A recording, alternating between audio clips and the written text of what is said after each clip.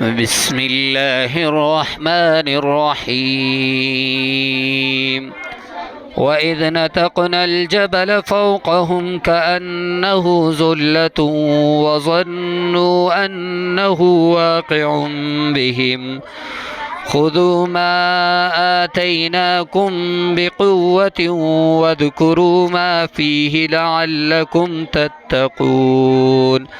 وإذ أخذ ربك من بني آدم من ظهورهم ذريتهم وأشهدهم على أنفسهم ألست بربكم قالوا بلى شهدنا أن تقولوا يوم القيامة إنا كنا عن هذا غافلين أو تقولوا إنما أشرك آباؤنا من قبل وكنا ذرية من بعدهم أفتهلكنا بما فعل المبطلون وكذلك نفصل الآيات ولعلهم يرجعون. واتل عليهم نبأ الذي آتيناه آياتنا فانسلخ منها فأتبعه الشيطان فكان من الغاوين.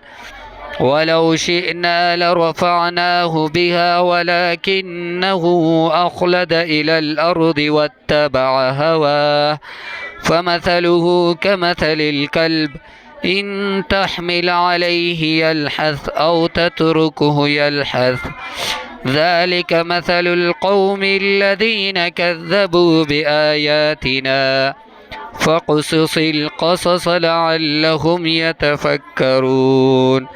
ساء مثلا القوم الذين كذبوا بآياتنا وأنفسهم كانوا يظلمون. من يهد الله فهو المهتدي ومن يضلل فأولئك هم الخاسرون. صدق الله العظيم. والسلام عليكم ورحمة الله وبركاته.